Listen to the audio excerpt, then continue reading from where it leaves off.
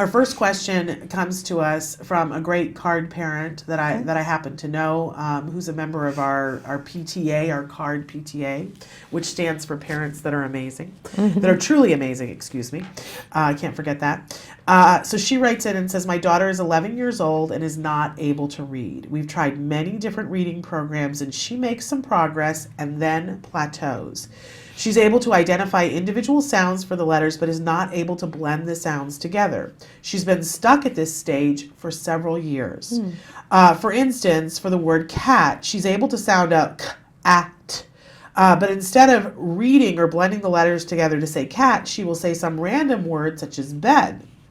Sometimes she transfers the last sound to the beginning of the word so that instead of saying cat, she may say tap. I've pushed for the school district to provide her with extra reading support, and they have used programs such as Sound Partners, and they recently switched over to Edmark reading program. Unfortunately, they feel that reading is not something she's capable of doing and have low expectations. They've told me many times that based on the track that my daughter is on, reading will probably not be a part of her skill set. I disagree, she writes with an exclamation point. She has worked hard to get to this point. She's able to recite many of her favorite books and song lyrics. She's able to identify CD titles from handwritten labels without any other visual cues on the CD, so I know she can memorize things when motivated.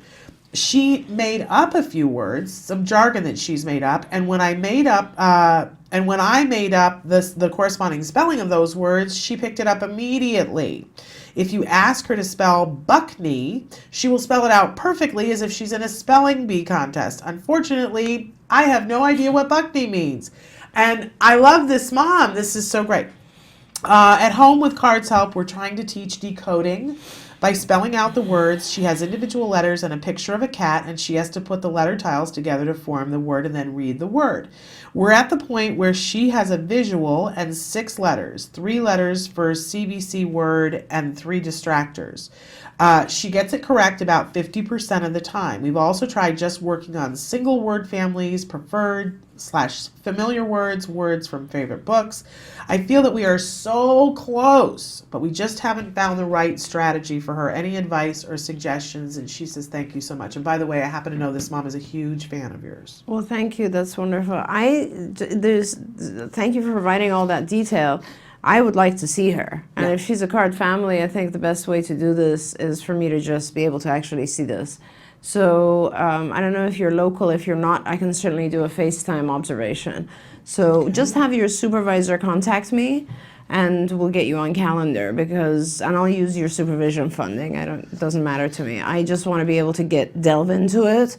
There's a lot of detail, and as you went through, I had a million different ideas, but being able to actually have a conversation with you and the supervisor and see it myself will give me some ideas of what's actually going on. Okay. She is a couple of hours from here. I Drive will say time. that. But this was one of the things that she and I had discussed was that she can get on your schedule. And yeah, we can totally do a FaceTime observation. I mean, I see kids in South Africa, so no problem. And I think she could get here as well. Sure, whichever works.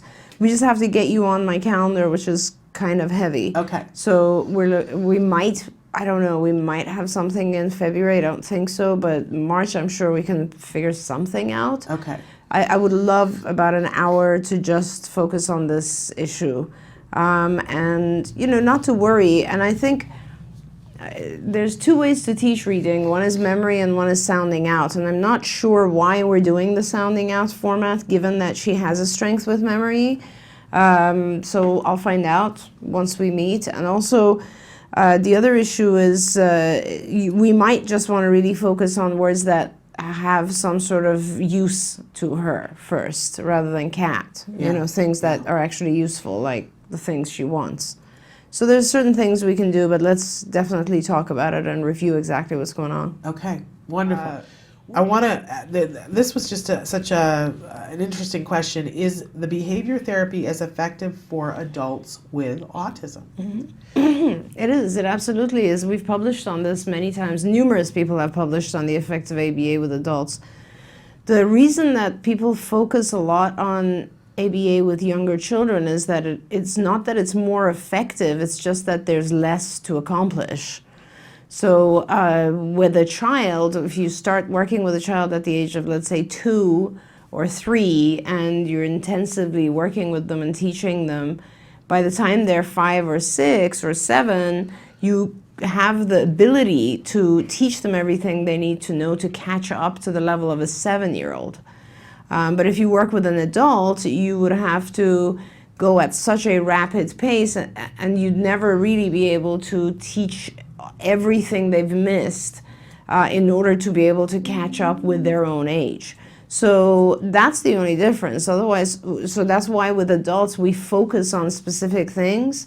Like that's why these programs with adults are called focused programs, because you're focusing on what's important at that time, whether it's a vocational skill or a safety skill or whatever it is. But yeah, absolutely, the rate of acquisition is the same, and the more you the more hours you do, the more you will learn.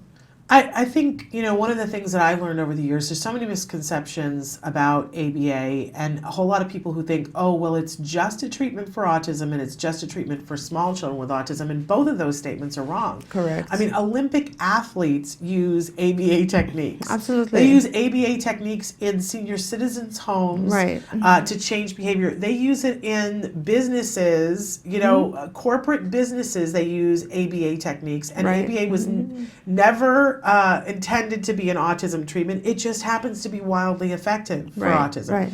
But, when you start to look at it and go, oh, well, neurotypical Olympic athletes are using this as a way of getting more progress. Oh, absolutely. Okay. Then it just follows that it would be effective for adults. It's in our daily lives. We use ABA throughout the day in a loose format. Like, any parents might say to their child, do your homework first and then you can get ice cream. Right. That's ABA. That's that is the exact contingency, which is I want a behavior that you will perform and then you will get a reinforcer. That's exactly the contingency. Now, lately with the development of technology, of course, we also have a lot of technology that produces those types of contingencies, such as the Fitbits, right? Or the bracelets that we wear for activity, because what it does is it notifies you of the rate of a behavior, like let's say the number of steps you've taken. Yes. And it helps you to increase that by setting specific goals and telling you you've achieved X percentage of your steps.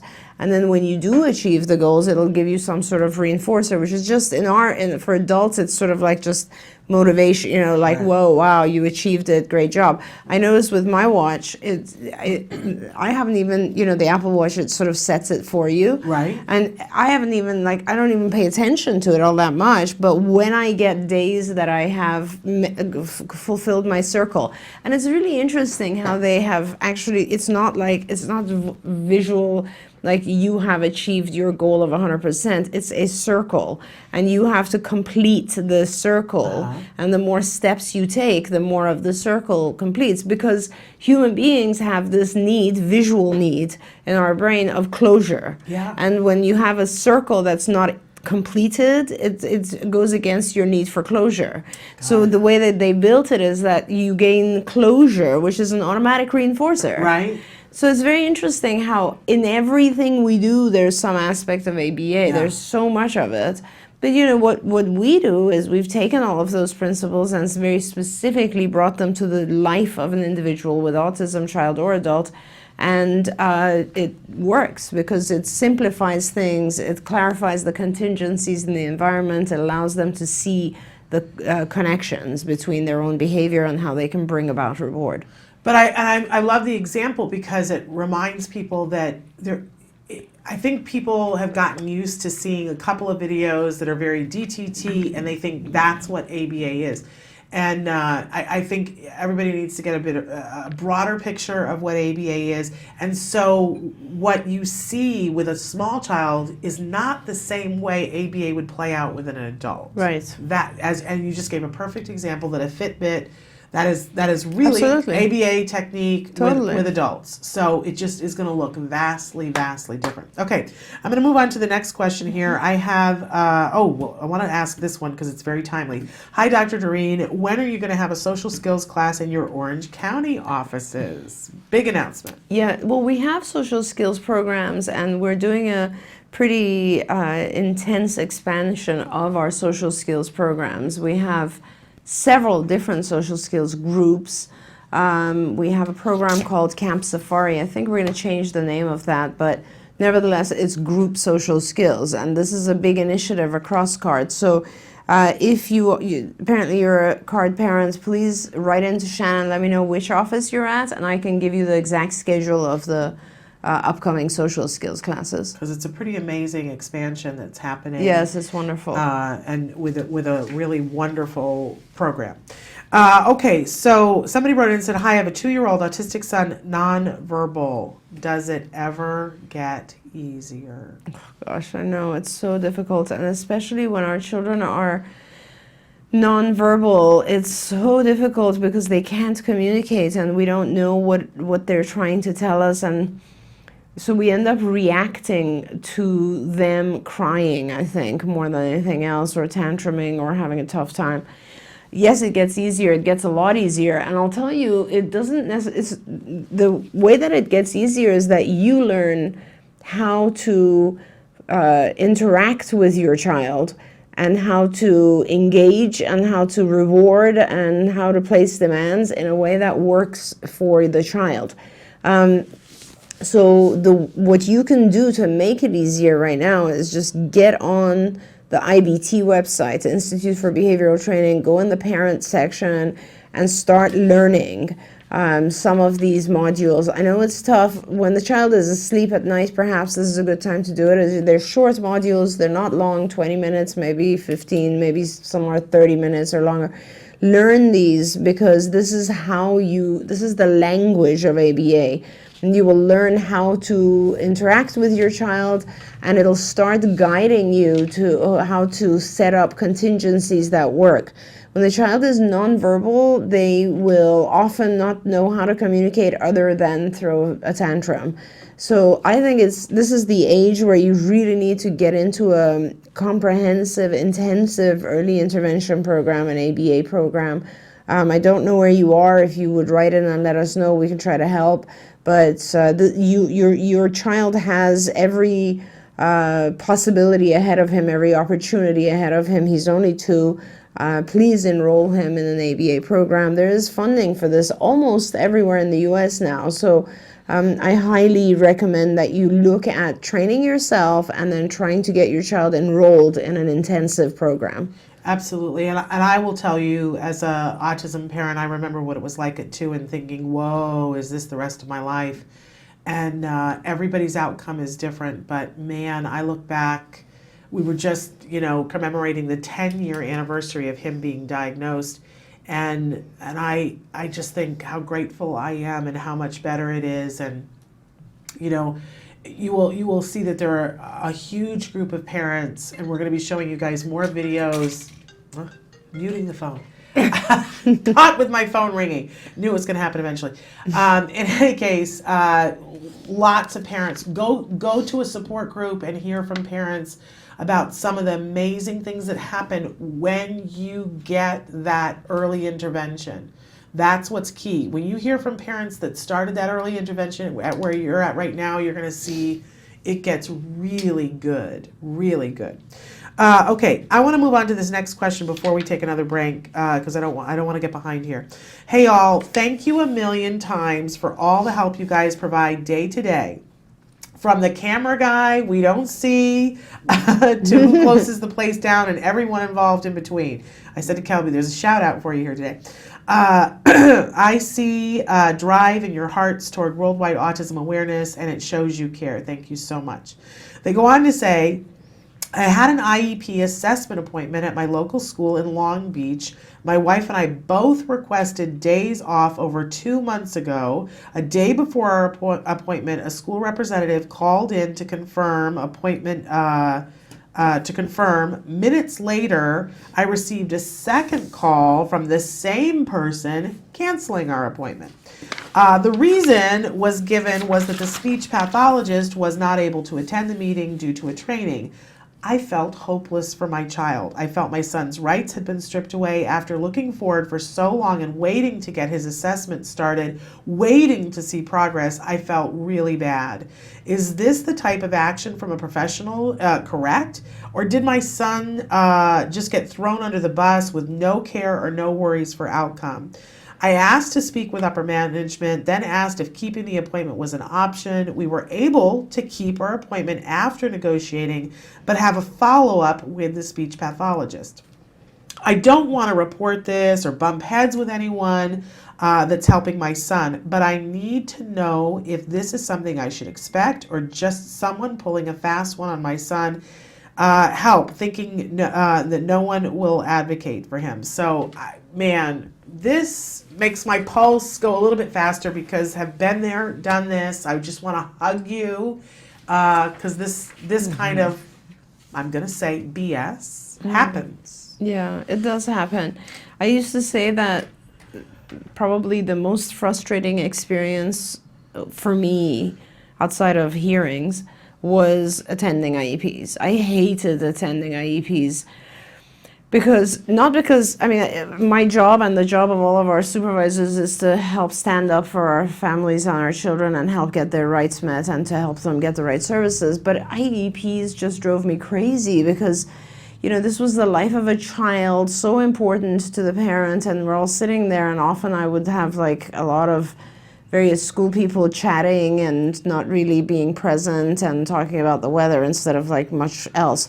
So things have changed and improved, I have to say, over the last decade or so, but honestly, it is still very frustrating. And yes, this is unfortunately a pretty frequent occurrence. This is not that they did this intentionally to you. I guess it's negligent to schedule the speech pathologist to be doing something else while they're supposed to be attending an IEP. There are two people who have to be present at an IEP for it to occur. One is the teacher, the administrator, and one is the teacher, I believe. Other than that, the others don't have to be present, and that I'm glad that you kept your meeting. But, you know, it is tough, and you just have to stay strong and keep pushing along. I was having a conversation with somebody this morning about squeaky wheel. Yeah. And that what you need to understand, and I'm a former teacher, attended IEPs on the other side of the table, and so I can give you a little bit of information about that. You know, your school probably has to do 1,000 or 2,000 IEPs a year. So their ability to remember what your child needs and get maybe 15 people to a meeting is sometimes very taxing for them. Right. That's the reality of it, but it doesn't matter. Your child needs that. And if you are not the squeaky wheel saying, you know, I have a legal right to this, and I have a legal right to X, Y, and Z, you can get lost. It means knowing your rights, and I want to say to you, you're going to get really comfortable with a website called rightslaw.com. You can look things up and ask questions. With a W. Yes, with a W, WRIGHTSLAW.com. It's a great resource. It's all free. A lot of times somebody else has already asked your question. But each state has different rules about assessments. Once they sign the paper saying that they are going to assess, they have a limited window of time in which to do that. So sometimes they put off the meeting where they're going to sign that because they know they don't have enough time to get it done. And you have to be the very strong, you be nice, you be very, very nice, but pressure. I think it's so great. You did exactly the right thing, pressuring, in my opinion, to make that meeting happen. Don't let them take that meeting with the speech pathologist and put it off every day, and put it in writing so that you have it documented. Email counts. Every day, request keep bugging them. Absolutely, I'm right. I'm writing to see, do we have that appointment yet? When are we going to have that appointment? It's necessary, and you quote Wright's Law. Right. You let them know that you're on the job. Right. And you can always request many more IEPs. Oh, like yeah. you're not limited to one IEP a year. You could. I have families who have IEPs every month, which is kind of a lot. But I mean, you can request. Just keep requesting, as Shannon said. Just keep going for it. Don't give up. And honestly, they do take a look. They don't have enough services for everyone. It's the reality of it. Right. And so they will kind of make people jump through a certain number of hoops to see, are you on the job? Right. And instead of, I got upset about it for years, and then I went, oh, that's just what this is. Right. Let me show you how I jumped through that hoop, and are we done yet? Right. And I will say that to them. Sometimes I will say, are we done yet? Are we ready to do what we need, what we all are tasked with today, which is helping my son? Right. Are we ready to do that? Right. And I say it very nicely, but they know I'm not kidding around. Because I'm not. And persistence, yeah. Yeah. And They know you're not going to go away. Right. And when they see that, games will stop. Right. I remember very distinctly being outside of the school once for a meeting, and we had arranged for Sabrina Tuma to be there and Peter Farrig to be there. And I had agreed to pay for all that. And while we were outside waiting to go in, they canceled the meeting. Oh my gosh. And I said to them, that's fine. You're paying for their time. And when we reschedule, you're paying for that time, which they did. And that was the last time they canceled a meeting with, no notice. Wow. So you just let them know you mean business. And they pay attention. Yeah. They do. But it won't be over.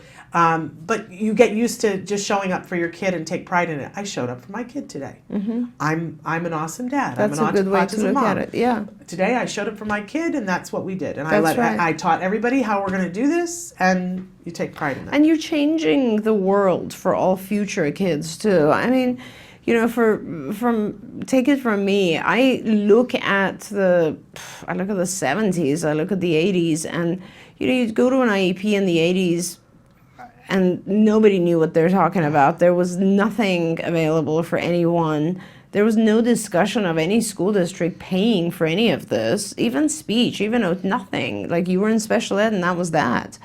Getting an aid for someone was like the biggest obstacle.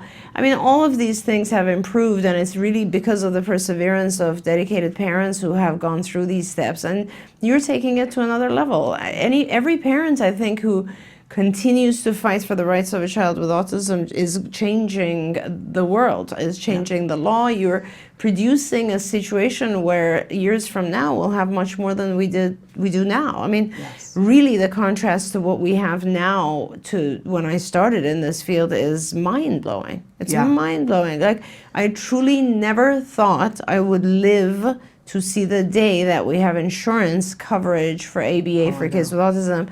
Now we have it everywhere almost. I know. So, it's amazing. The world changes, and these are the moments that make it better. Absolutely, absolutely. So take pride in that. I know your blood pressure went up. Mine went up just talking about it, but you did really good. You did a good job. You showed up for your child, and absolutely, and you'll continue to do that. And we'll hug you from afar. Don't be discouraged. Yeah, don't be discouraged. You got it done. All right. We had a question. Where can a parent find a special needs car seat for a large 5-year-old child? Is there any organization that helps with the cost of this item? I was saying during the break that CARD recommended to us, because my son was he's almost 6 foot tall now, and he was always tall, and we needed a 5-point harness longer than the typical child needed. Right. And so we used a Britex. That was what CARD recommended to us. They make them taller and longer. They're humongous. It's a piece of furniture, so you have to have a car big enough to put it in. And we dragged one through an airport once. You just don't want to do that. I'm just going to tell you right now. They're heavy. They weigh like 50 pounds. So it's the kind of thing that if you have multiple cars, they're just not put it cheap. in one. Yeah, get it in one or get more than one. But they're pretty incredible. They're the only ones, and as I said, CARD recommended them to us. But I know that Act Today, which you and I both have a little something to do with, they would fund this. Yeah, absolutely. Yeah. It's definitely one of the things we would fund for sure. Absolutely. So write in, apply for a grant for ACT Today. Act Today. act-today.org. I want to move on. And again, we're getting lots of condolence messages for Nancy, which I will forward. Does it make any sense to have a diagnosis of comorbid disorders with autism, such as ADHD, disruptive behavior disorder, oppositional defiant disorder, sensory integration disorder? Are they not included in autism? The DP diagnosed my son with all of the above. Now that would be confusing to me. It is a little confusing, and it's the first couple of years that we're allowed to do this. In the past, the original format of diagnosis was that you put primary diagnosis on, we do several axes. On the primary axis, you put the primary, on the first axis, you put the primary diagnosis, and then there's like secondary axis, which used to be for longer, more chronic types of disorders, and then the third axis is medical disorders. To me, I think it has always been very valuable to have the first axis and the third axis in particular, because, you know, with autism, there's so much medical stuff going on, so it's very important, and it usually gets overshadowed. Autism is one of the most it's such a pervasive disorder that it overshadows all these other disorders. So when you have autism, let's say, this is a common thing where I'll have parents come in and say, my child is diagnosed with autism, and by the way, he has pretty significant gastrointestinal problems, but you know, the GI doctor said, that's just part of autism. And of course it isn't, and it isn't something that should be ignored. Any kind of gastrointestinal distress has to be dealt with, regardless of the fact that the child has autism. So autism being so pervasive and so kind of confusing for people tends to overshadow all these other areas. Now, so there's part of me, you know, so there's a part of me that says, okay, it's a little scary or confusing for a parent to have all this, but it also gives a lot of information. So for instance, let's say a person could potentially just get a diagnosis of ASD. That would be fine. And then you would know from a diagnosis of ASD that this child has a lot of, let's say, limitations in social communication, and you would also know that the child has some ritualistic or sensory types of problems, you know, things that we would call self-stimulatory in nature. So those two things we know because they have a diagnosis of ASD. Now, when I have a child who also has a comorbidity with ADHD, then I know, okay, it's, you know, most cases with autism, not every case, but most cases with autism, there's a lot of attention deficit anyway. So a lot of children with autism have problems paying attention, and that's not, it's a different process. It's not because of their biochemistry necessarily, it could be, but it's just because they also have difficulty understanding language. So they don't pay attention to social cues and language because it's like gibberish to them. But having said that, when I have a diagnosis of ADHD, it's not just going to be ADHD, it's going to be ADHD, what form? So is it going to be hyperactive type, inattentive type, what type? So let's say it's ADHD combined types, then I know for sure this child also has a lot of hyperactivity and a lot of inattention issues. Then I have disruptive behavior disorder and oppositional defiant disorder. Those two don't really mean much to me, because with autism, what happens is that you can't communicate, therefore problem behaviors or challenging behaviors become your form of communication.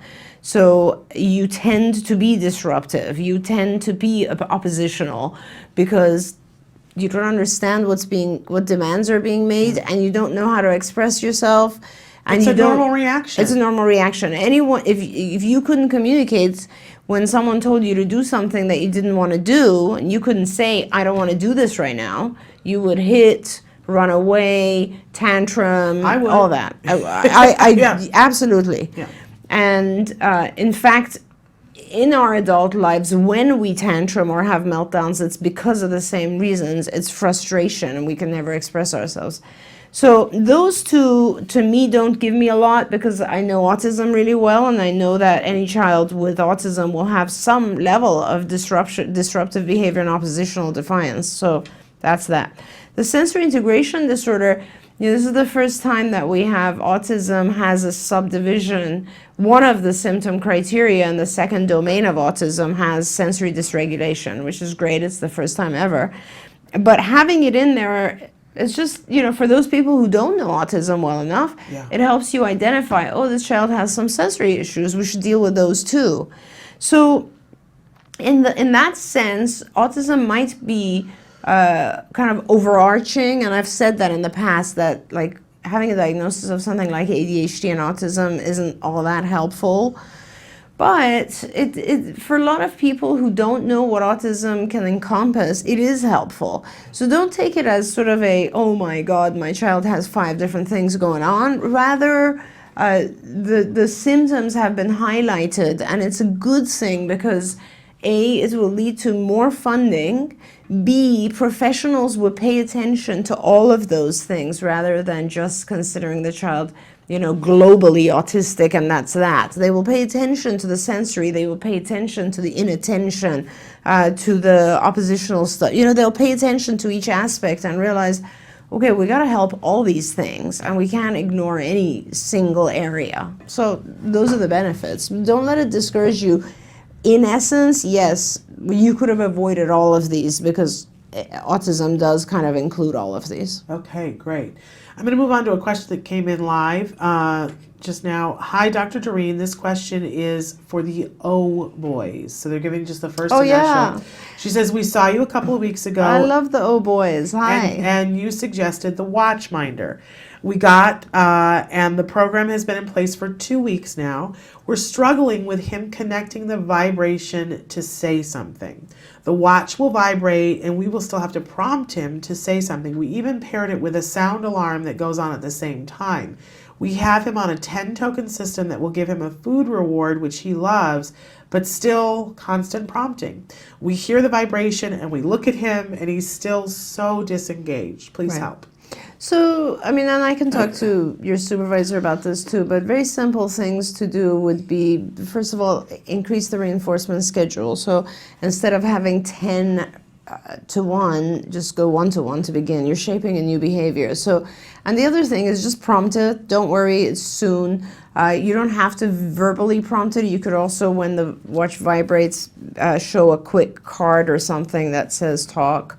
Or gradually he'll get it, don't worry, but you need to do a 1-to-1 ratio. So every time it vibrates, you prompt him, he says something, you reinforce him. Okay, so 10 tokens is too long to wait. Absolutely. That's a faded out schedule. That's Okay. not a teaching schedule. A teaching schedule usually starts with 1-to-1, don't forget.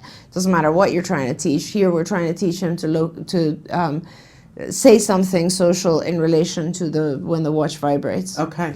Wonderful. And he'll pick up. And Wonderful. I love those kids. And so you can talk to the supervisor as well. As well. Have him Okay. write to me. Okay, dear Shannon and Dr. Doreen, I have a son with high-functioning autism. He's 5 and his brother is 4. We have behavior intervention for him, but I feel like there is a lot of arguing in our home. Between the boys, me and the boys, my husband and the boys, so much yelling.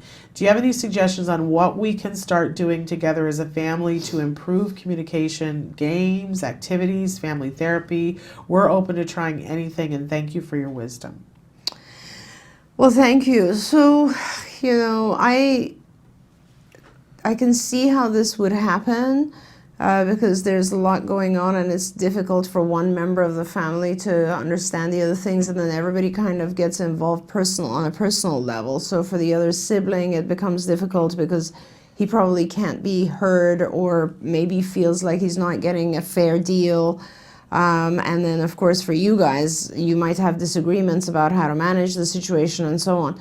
And it's a personal issue with us when our kids have a problem.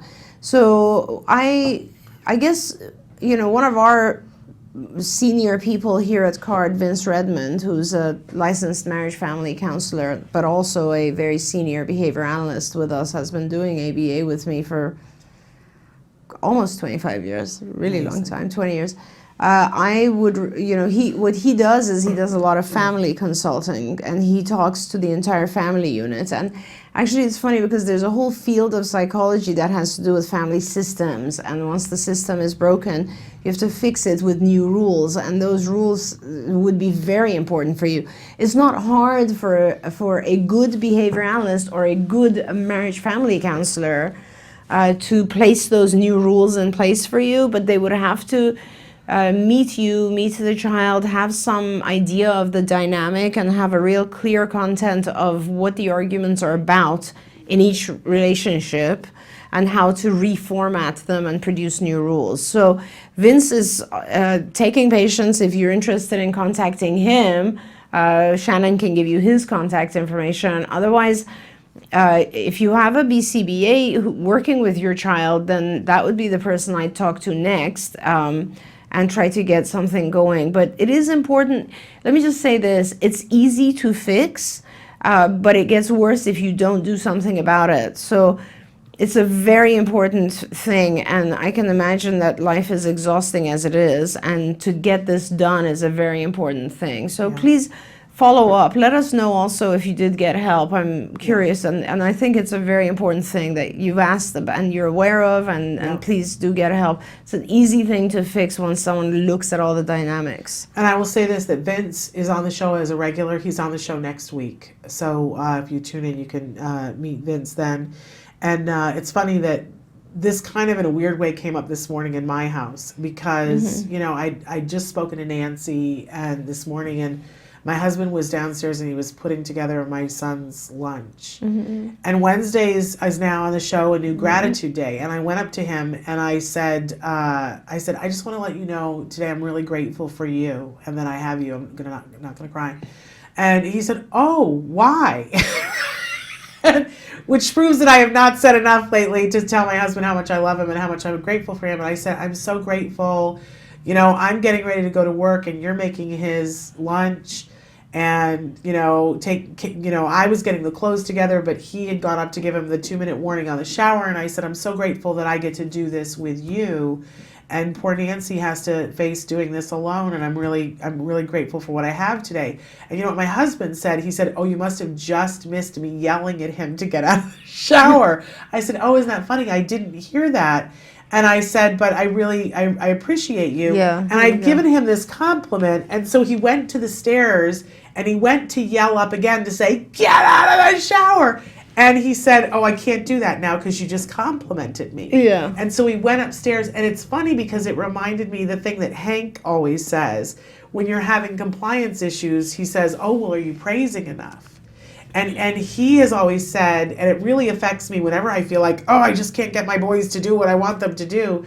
I hear Hank say, oh, you haven't praised enough. That's the number one thing. Usually when you have compliance issues, that's what it is. It's the person is perceiving their environment as not rewarding enough. And you know, I definitely think that you want to follow through and meet with Vince or somebody else, but as a quick fix, something you could play with today, and we've done this with viewers before on the show, is just do a quick science experiment in your home today and see when can you catch them doing something good and heap the praise on, and see if the equation changes. And that means not just your son who has ASD, but your other son and your spouse. So that's what's really important, is that it's the same concept you were talking about before, which is the squeaky wheel thing. And our children on the spectrum end up being the squeaky wheel just because they need more attention. And so then all of the other family members often tend to feel neglected and frustrated. And it's a matter of bringing that balance around again. And you know, with children, it's a lot of stuff. With children, it's like, why does he get to have everything? Why do I not? Make it fair. This is one of the things I always tell parents is, I don't care if your child has a diagnosis of ASD. They need to abide by the same rules of society. Please don't make exceptions for the child in any way. Place the same demands. Assist them, certainly, but place the same rules. So never let anything be unfair to the other child. Never in any way. The other child needs attention as well. The other child needs to have access to toys as well, all that sort of stuff. Make it very fair. But then, of course, on the family unit as a whole, it's very stressful. So you do need to have a special dose of being nicer to each other, being kinder and grateful to each other.